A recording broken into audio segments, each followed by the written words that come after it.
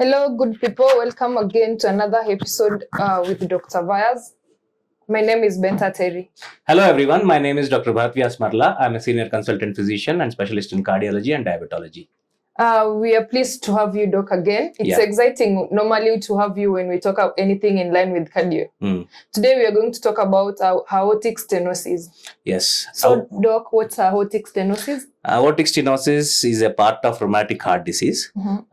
Just to recap, rheumatic heart disease is an autoimmune disease in which there are white blood cells and red blood cells in the body, and the white blood cells are like soldiers, and in some genetically prone individuals, when they develop streptococcal infection in the throat, when they are young adults, like around 12-13 years old, young people, they develop streptococcal infection, and the streptococcal surface membrane proteins, they mimic the heart valves. So in certain genetically prone individuals, when this infection happens, the white blood cells, which are supposed to protect us, they destroy the heart valves.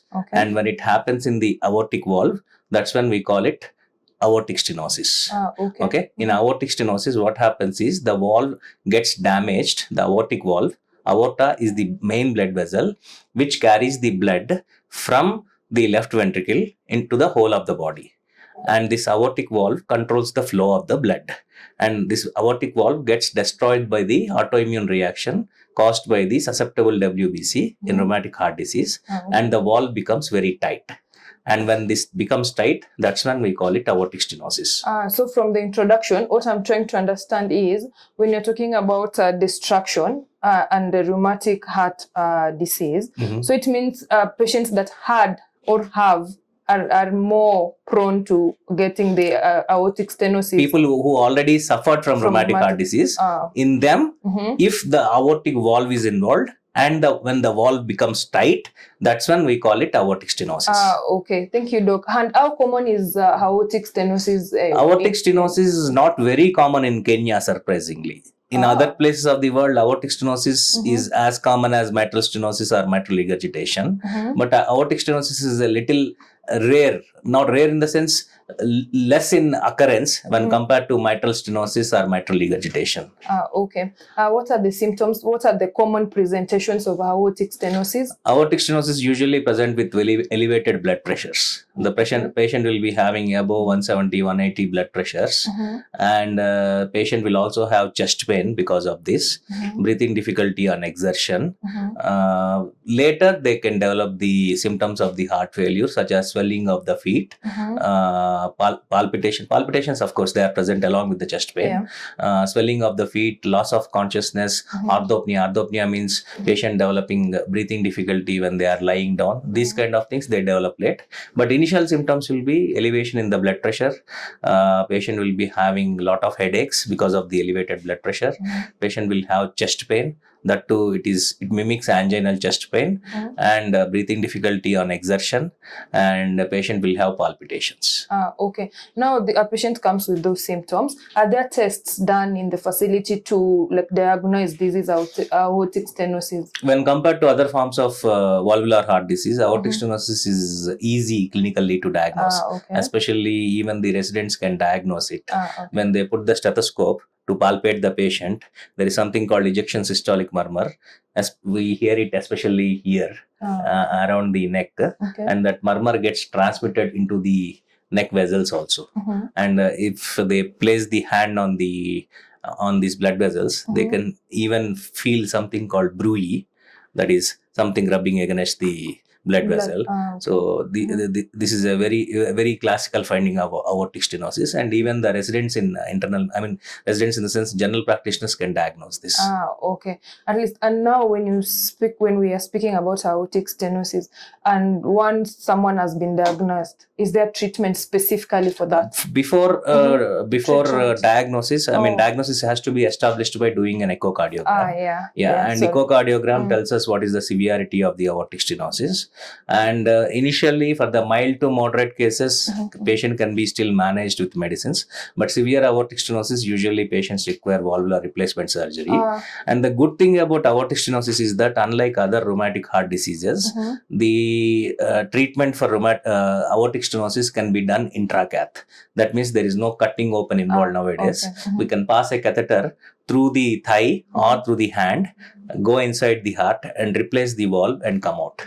In the olden days, in sense, even till recently, we used to cut open the chest to replace the aortic valve. Now that is not required, and this particular treatment is actually available in Kenya also nowadays. To take you back a little, doctor, you spoke about there is mild, there is into severe. So it means it has classifications. Yeah, Could you kindly guide us? Mild, moderate, and severe. Okay, mild aortic stenosis is when it is a echo diagnosis by doing a ecocardiogram. It's a little too technical, but mild disease is characterized by valve area between 1 to 1.5 centimeters, and the pressure gradient across the valve is above 7, and the valve maximum velocity is around more than 2.5. So this is highly technical. Sorry, Doc. I wanted to say when these symptoms start to show, the symptoms you spoke about earlier, like the chest pains, the swelling of the feet, it means it is not mild anymore or moderate. It's when now the patient shows symptoms of heart failure, especially the 6 cardinal features, it means it has already become severe. Okay. So we were going to treatment. Sorry. Yes. More about treatment now. So treatment is, as I told you, the definitive treatment is to change the valve. But in moderate to mild to moderate cases, medical treatment is sufficient. But only thing is that people who are on medical treatment, they have to be in continuous follow-up with the doctor. At least once in 3 months, they have to see their treating doctor. Like, is it now a chronic disease? Is it something that can be healed? Is it something someone lives with? See, mild to moderate disease, because it doesn't require surgery, patient should be in treatment, medical management. And obviously it is chronic disease, because by rheumatic heart disease, we mean it's a chronic heart disease.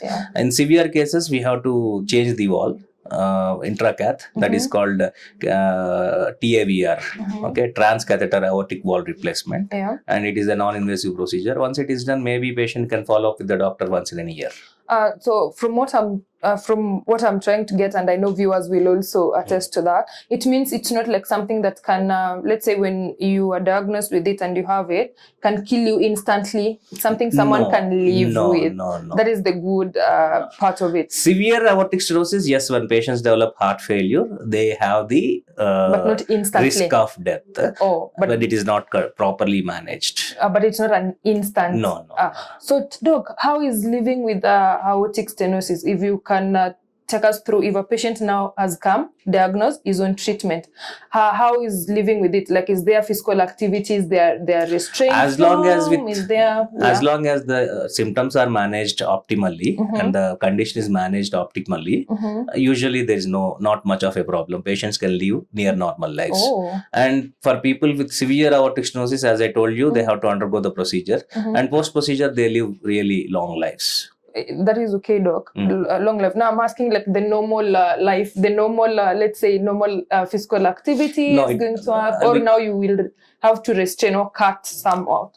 When it is not treated properly, yes. But when it is treated properly, they will live near normal lives. There is no problem. Then that's good news. It's good to know it's not like common. It's good to know it does not kill instantly. It's good to know the symptoms, because with the symptoms now we can see a doctor. We can come to the hospital. Yes. And it's good to know it has treatment. And one can most of the heart conditions nowadays, except for people with heart failure with reduced ejection fraction, most of the people, they live near normal lives with current days technology, no matter what is the heart condition underlying.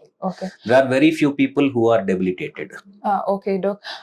Till there, I would love you to say something, like just a common myth in line with aortic stenosis.